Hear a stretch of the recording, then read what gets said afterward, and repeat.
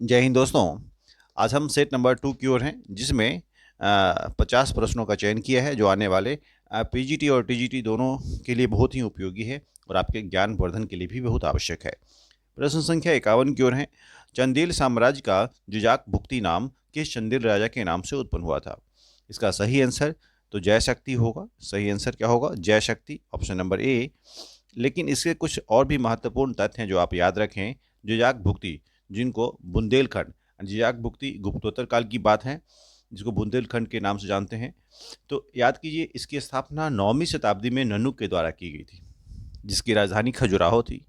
और जुजाक भुक्ति, जो कि यह नाम उसके ही पौत्र यानी ननुक के पौत्र, पोता जिसको बोलते हैं, जय शक्ति अर्थात या जेजा, जय शक्ति का ही नाम था जेजा।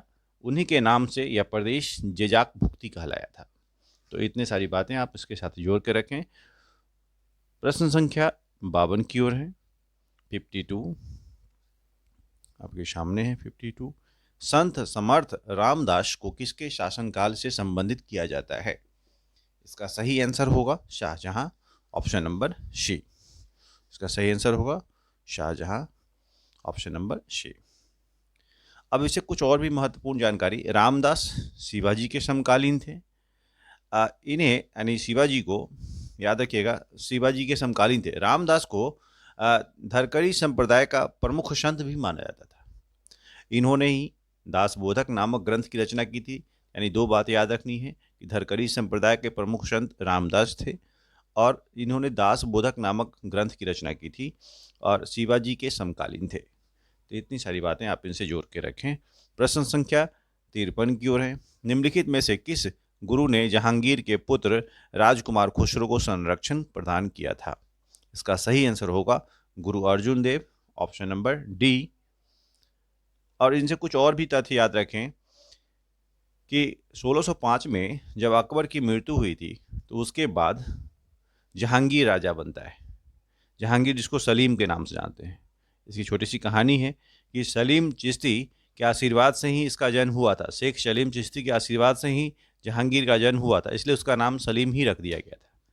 लेकिन जब अकबर के दरबार में कुछ लोग थे ऐसे जो इनके समर्थन में नहीं थे, मान सिंह, जैसे मान सिंह थे नाम, एक मिर्जा अजीज कोका थे।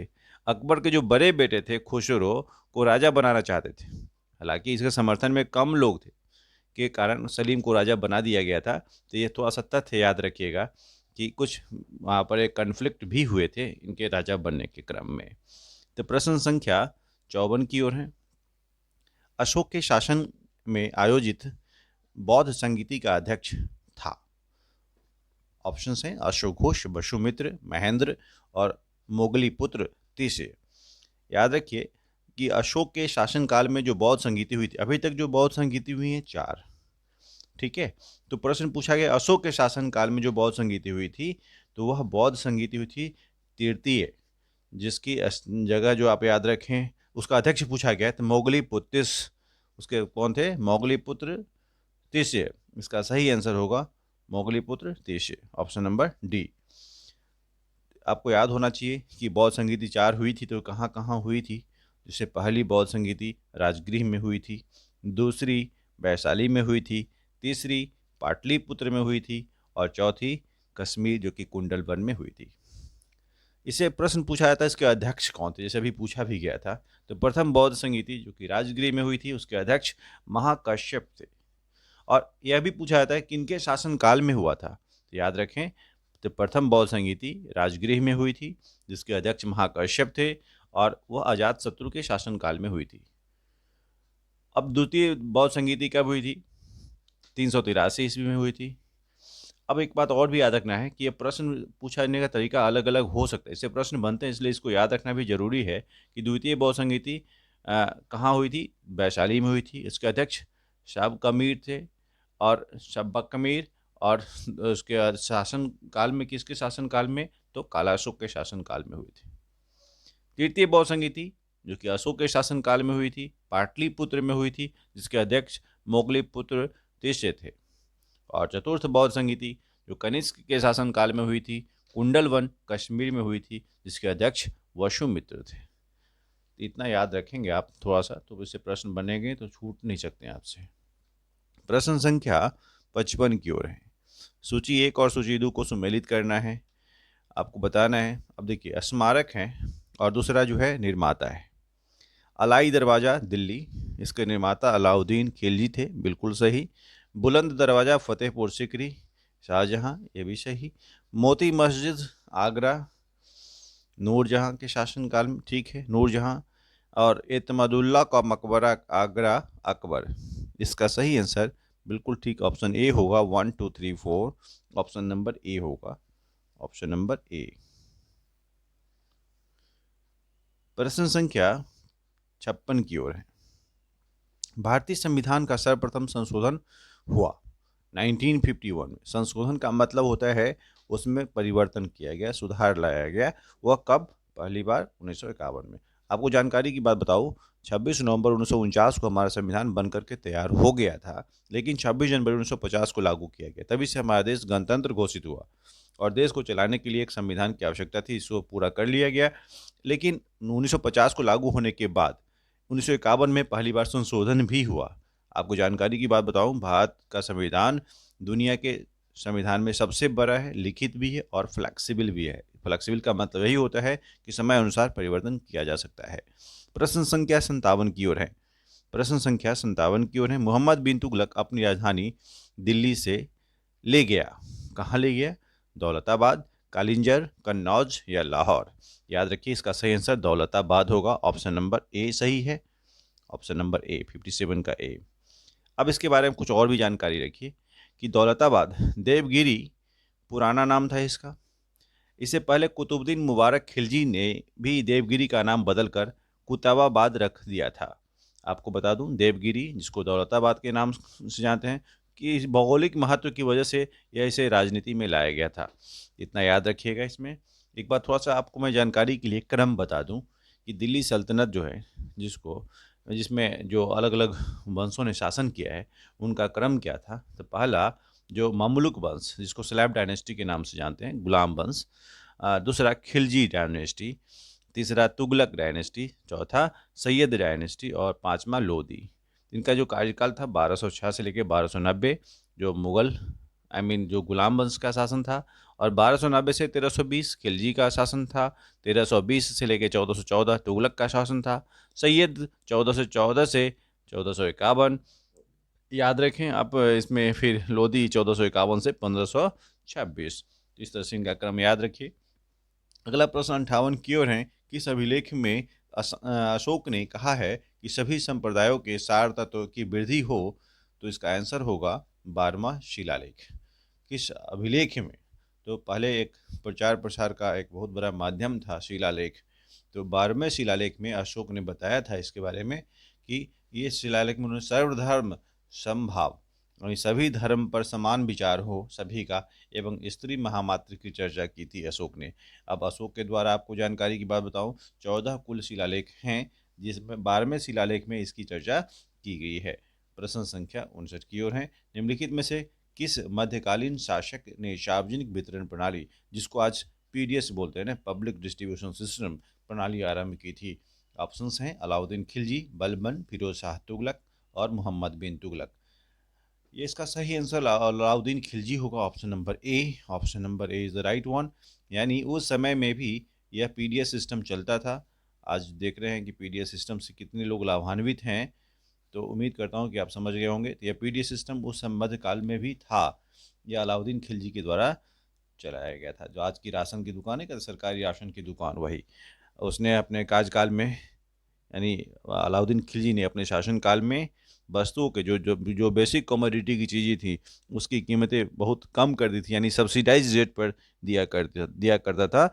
उसके शासनकाल में लोग दिल्ली आकर व्यापार करने वाले व्यापारियों के लिए एक व्यवस्था थी कि दीवान रियासत में अपना नाम इनरोल करवाए, और साथ में इस पूरी बाजार का जो संचालन था, इस पूरी व्यवस्था जो है वह सदर रियासत के नाम से जानी जाती थी। जिन अधिकारी को उनको सदर रियासत के नाम से जाना जाता था। तो याद रखिएगा कि एक कंप्लीट वेल प्लान मैनर में ये बाजार की व्यवस्था थी। तो उसमें नाम क्या याद रखना है? अलाउद्दीन खिलजी।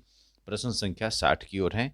निम्नलिखित में से कौन बौद्ध शिक्षा का केंद्र नहीं था? प्रश्न घुमाने का तरीका देखिए। बौद्ध शिक्षा का केंद्र नहीं था, इसका आंसर होगा बल्लभी। बाकी सभी जो है बौद्ध शिक्षा के केंद्र थे, लेकिन बल्लभी नहीं था। ऑप्शन नंबर डी होगा। प्रश्न संख्या 61 की ओर है। नालंदा विश्वविद्यालय को किसने जलाकर नष्ट कर दिया था? इसका आंसर होगा बख्तियार खिलजी। सीधा याद रखें, Bakhtiyar Khilji. Option number D. प्रश्न संख्या 62 की ओर है। प्रश्न संख्या 62। भीमबेटका प्रसिद्ध है। भीमबेटका शैल चित्रों के लिए प्रसिद्ध है। Option number D. Option number D होगा। प्रश्न संख्या 63 की ओर है। निम्नलिखित में से किसने आगरा की स्थापना की थी? सिकंदर लोदी ने की थी। स्पष्ट रूप से याद होना चाहिए आपको, Sikandar Lodi. Option number C. Akbar का मकबरा कहाँ है? अकबर का मकबरा सिकंदरा में है। ऑप्शन नंबर ए होगा। Option number A is the right one. प्रश्न संख्या 65 अनेकांतवाद किसका विशेष लक्षण है?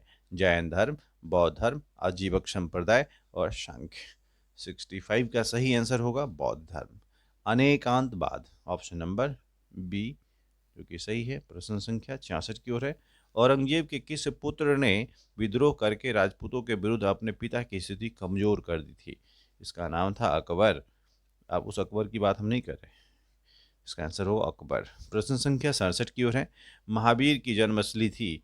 महावीर की जन्मस्थली वैशाली के निकट ही कुंडग्राम, याद रखना है कुंडग्राम। ऑप्शन नंबर ए जो कि सही जवाब है 67 का। अब वैशाली के निकट जो है ना, आपको बता दूं, कुंडग्राम में इनका जन्म हुआ था। जैन धर्म की बात अगर करें हम, तो इसमें 24 कुल तीर्थंकर हुए थे। जिसकी जो स्थापना हुई थी वह पहले जो तीर्थंकर थे ऋषभदेव, उनके द्वारा की गई थी। लेकिन इसके अगर वास्तविक संस्थापक पूछा जाए तो उनके 24वें जो तीर्थंकर थे महावीर स्वामी, उन्हीं को समझा जाता है। अब आपको याद कर जाएं, इसकी स्थापना ऋषभदेव के द्वारा की गई थी, लेकिन वास्तविक संस्थापक महावीर स्वामी को ही समझा जाता है, जो 24वें तीर्थंकर थे। चलिए प्रश्न संख्या 68 की ओर है। प्रश्न संख्या 68। सिराजुद्दौला लॉर्ड क्लाइव से किस युद्ध में पराजित हुआ था? ऑप्शन है पलाशी, बक्सर, मुंगेर, बाणनिवास। इसका सही जवाब होगा पलाशी। ऑप्शन नंबर ए जो कि सही है। चलिए अब इसके बारे में कुछ और भी याद की बात है ना, कि 23 जून 1757 को हुआ था। यह एक बहुत बड़ा टर्निंग पॉइंट था, जिसमें बंगाल का नवाब सिराजुद्दौला और उधर जो ईस्ट इंडिया कंपनी के जो थे गवर्नर, वह रॉबर्ट क्लाइव, उनके बीच हुआ था। लेकिन थोड़ा सा इसमें विश्वासघात किया गया था। मीर जाफ़र ने विश्वासघात किया था सिराजुद्दौला के साथ। परिणाम गलत इसीलिए हुआ था, सिराजुद्दौला हार गया था। तो ऑप्शन नंबर ए इसका सही आंसर होगा। प्रश्न संख्या 69 की ओर है। भागवत धर्म से संबंधित प्राचीनतम अभिलेखीय साक्ष्य मिलता है। हेलोडोरियस का बेश नगर स्तंभ से मिलता है। ऑप्शन नंबर जो है इसके बी सही है। Option number B. प्रश्न संख्या 70 की ओर है। सुप्रसिद्ध कृति तबकात ए अकबरी की रचना किसने की थी? तबकात ए अकबरी की रचना किसने की थी? ख्वाजा निजामुद्दीन अहमद ने की थी। ऑप्शन नंबर ए ही होगा इसका सही आंसर। प्रश्न संख्या 71 की ओर है। निम्नलिखित में से किस एक पुरास्थल से नवपाषाण संस्कृति से लेकर हड़प्पा सभ्यता तक के सांस्कृतिक अवशेष प्राप्त हुए हैं? इसका सही आंसर मेहरगढ़ होगा। Option number B Mehrgarh. प्रश्न संख्या 72 की ओर है। 72 की ओर। निम्नलिखित में से बुद्ध के जीवन में संबंधित कौन सी घटना वैशाख पूर्णिमा को घटित नहीं हुई थी? तो गृह त्याग की जो घटना है वह उससे संबंधित नहीं है।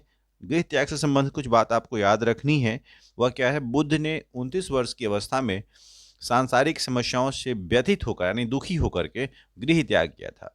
इसने बौद्ध धर्म में, इसे ही बौद्ध धर्म में महाअभिनिष्क्रमण कहा जाता है।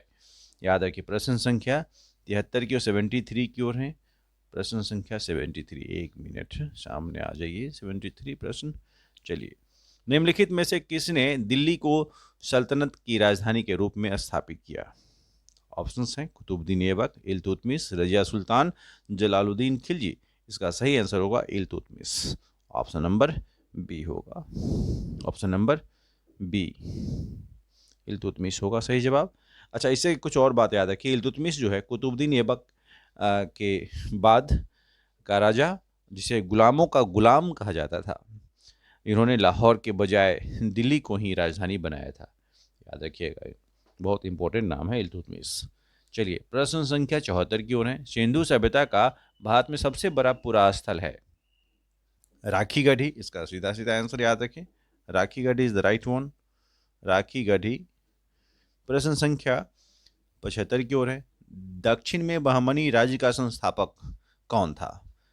हसन गंगू, यह भी नाम सीधा याद रखना है आपको, Hasan Gangu, option number B. प्रश्न संख्या 76 की ओर है। वर्ण व्यवस्था का सर्वप्रथम उल्लेख कहाँ मिलता है? ऋग्वेद में, ऑप्शन नंबर ए, जो कि सही है। अच्छा, इसे कुछ और भी बातें आप याद रखें। ऋग्वेद के 10वें मंडल में वर्णित पुरुष सूक्त में 4 वर्णों की उत्पत्ति के बारे में बताया गया है, जिसके अनुसार विराट पुरुष के मुख से ब्राह्मण, भुजाओं से क्षत्रिय और जांघ से वैश्य और पैरों से शूद्र का वर्णन मिला है। तो प्रश्न संख्या 77 की ओर है। प्रश्न संख्या 77 77 चंदेल कला का प्रमुख केंद्र था। चंदेल कला का प्रमुख केंद्र था, याद रखिए। ऑप्शंस हैं उज्जैन, कन्नौज, खजुराहो, ग्वालियर। इसका सही आंसर होगा खजुराहो, ऑप्शन नंबर सी। प्रश्न संख्या 78 की ओर है। निम्नलिखित में से किसे एक नया संबंध चलाने का श्रेय प्राप्त है? इसका सही आंसर होगा Lakshman Sen, option number D. प्रश्न संख्या 79 की ओर है। मुगल साम्राज्य का प्रांतों में विभाजन पहली बार किसने किया था? इसका सही आंसर होगा अकबर, ऑप्शन नंबर डी। प्रश्न संख्या 80 की ओर है। भारतीय राष्ट्रीय कांग्रेस का प्रथम अधिवेशन कहाँ हुआ था? इसका सही आंसर मुंबई होगा, ऑप्शन नंबर सी। आपको जानकारी की बात बताऊं कि इसका प्रथम अधिवेशन पुणे में आयोजित होना तय था, लेकिन उस समय पुणे में प्लेग फैल जाने के कारण बम्बई में ही इसका आयोजन हुआ। इसका प्रथम अधिवेशन 28 दिसंबर 1885 ईस्वी को गोकुलदास तेजपाल संस्कृत कॉलेज में किया गया था। इतनी सारी बातें आप इनसे संबंधित याद रखें। प्रश्न संख्या 81 की ओर है। ऋग्वैदिक देवताओं का उल्लेख मिलता है बोगाजकोई अभिलेख में, ऑप्शन नंबर डी, जो कि सही है। प्रश्न संख्या 82 की ओर है। निम्नलिखित घटनाओं को सही काल क्रमानुसार अरेंज कीजिए, मतलब इसका सही क्रम क्या होगा? तो आपको बताऊं, क्रिप्स मिशन है 1942 में, और गांधी इरविन समझौता 1931 में, साइमन कमीशन 1927 में, और देश का विभाजन 1947 में। इस तरह से इसका जो क्रम होगा, सबसे पहले 1927 साइमन कमीशन, याद रखिए साइमन कमीशन, उसके बाद गांधी इरविन, यानी 3214, option number D, option number D होगा 3214। 83 की ओर है। निम्नलिखित में से किस गुप्त शासक ने हुनों पर विजय प्राप्त की थी? इसका सही आंसर होगा स्कंदगुप्त, ऑप्शन नंबर सी, याद रखें। अब इसके बारे में याद है, गुप्त साम्राज्य में जो शासक हुए उसमें क्रम थोड़ा सा याद रखें आप। पहले तो श्रीगुप्त संस्थापक थे, उसके बाद चंद्रगुप्त प्रथम, समुद्रगुप्त का नाम आता है, चंद्रगुप्त द्वितीय का नाम आता है, उसके बाद कुमारगुप्त का नाम आता है, उसके बाद स्कंदगुप्त का नाम आता है। और उसके बाद जो शासक हुए वह कमज़ोर शासक होते चले गए। तो उसके बाद सबसे जो लास्ट अगर बात करें, कुमारगुप्त थर्ड का नाम आता है गुप्त शासकों में। गुप्त साम्राज्य के जो कमज़ोर शासक है उनकी कड़ी में सबसे लास्ट अगर नाम आता है तो कुमारगुप्त थर्ड का। इसमें कुछ बात याद रखिए, जूनागढ़ अभिलेख में हुनों को मलेच्छ कहा गया है। इस तरह की बातें चर्चा करने से क्या होता है फ़ायदा, कि जो प्रश्न हैं कभी कभी साइड वाले कंसेप्ट से भी बनते हैं, इसलिए इनको थोड़ा सा याद रखिएगा कि यह मलेच्छ कहा गया है हुनों को जूनागढ़ अभिलेख में। खुशनबाज वर्सेस स्कंदगुप्त के बीच में लड़ाई हुई थी, यानी ये बात चली थी। स्कंदगुप्त के द्वारा ही सुदर्शन झील का पुनरुद्धार करवाया था। किसके द्वारा? सौराष्ट्र के जो गवर्नर थे पर्णदत्त के नेतृत्व में करवाया गया था। तो याद रखना है थोड़ा सा, स्कंदगुप्त का नाम सुदर्शन झील से भी जुड़ा हुआ है, और मलेच्छ जो हुनों को मलेच्छ कहा गया है किसमें? जूनागढ़ अभिलेख में। इसकी भी बातें आप ध्यान में रखेंगे। प्रश्न संख्या 84 की ओर है। आदिशंकर जो बाद में शंकराचार्य बने उनका जन्म हुआ था केरल में। सीधा सीधा आंसर आपका ऑप्शन नंबर डी होगा। तो आप इससे जुड़ी हुई बातें कुछ और भी याद रखें। आपको जानकारी की बात बताओ, भक्ति आंदोलन के प्रथम प्रचारक और संत जो हैं वह शंकराचार्य थे, जिन्होंने दक्षिण भारत में इसकी शुरुआत की थी, और उनके जो सिद्धांत थे वह अद्वैतवाद कहलाए, अद्वैतवाद। प्रश्न संख्या 85 की ओर है। प्रश्न संख्या 85, प्रश्न संख्या 85 की ओर है। निम्नलिखित में से कौन बौद्ध धर्म का प्रथम राजकीय संरक्षक था? इसका सही जवाब होगा ऑप्शन नंबर ए, अशोक। प्रश्न संख्या 86 की ओर। चचनामा किस प्रदेश के इतिहास का वर्णन करने वाला ग्रंथ है? इसका सही जवाब सिंध होगा, ऑप्शन नंबर बी। आपको बताऊं, चचनामा अरबी भाषा में अरबों की सिंध विजय का यह स्रोत था। इसका फारसी में अनुवाद मोहम्मद अली बिन अबू बकर कुफी के द्वारा किया गया था नासुद्दीन कुबाचा के समय। इतना याद रखना है कि चचनामा सिंध का वर्णन कर, यानी सिंध की जानकारी के, सिंध विजय की जानकारी का स्रोत जो है वह चचनामा के द्वारा ही प्राप्त होता है। प्रश्न संख्या 87 की ओर है। 87।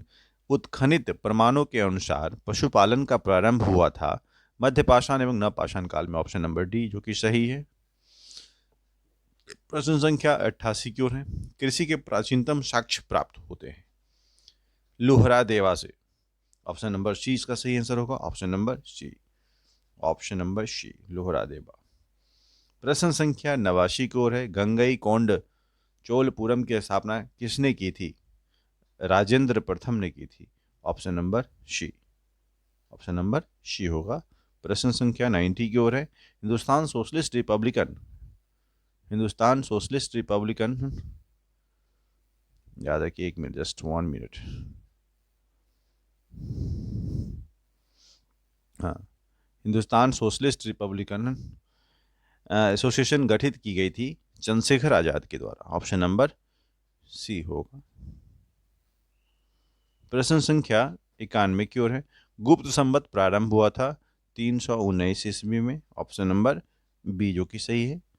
प्रश्न संख्या 92 की ओर है।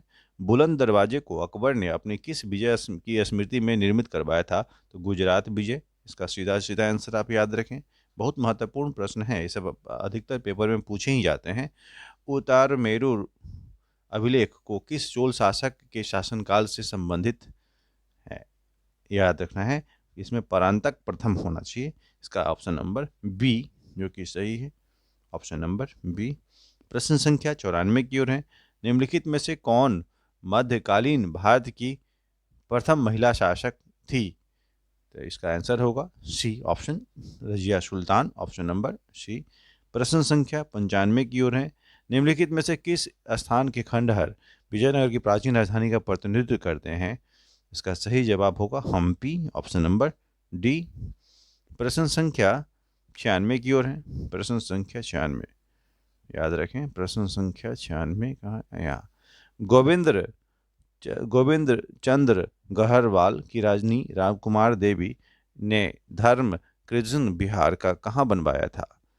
इसका सही जवाब होगा सारनाथ में, option number D, option number D होगा। प्रश्न संख्या 97 की ओर है। निम्नलिखित में से कौन चोलों के सिक्कों पर उत्कीर्ण नहीं है? इसका सही आंसर होगा हाथी, ऑप्शन नंबर डी। प्रश्न संख्या 98 की ओर है। निम्नलिखित पशुओं में से कौन हड़प्पा की मोहरों में प्राप्त नहीं है?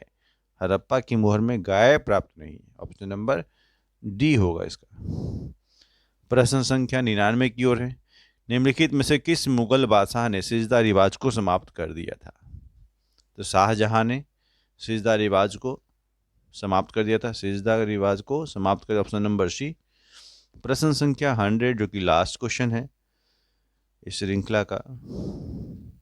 निम्नलिखित पृथ्वीराज तृतीय से जयचंद की पुत्री संयोगिता के विवाह का उल्लेख किस ग्रंथ से मिलता है? इसकी चर्चा पृथ्वीराज रासो नामक ग्रंथ से मिलती है, ऑप्शन नंबर बी जो कि सही है।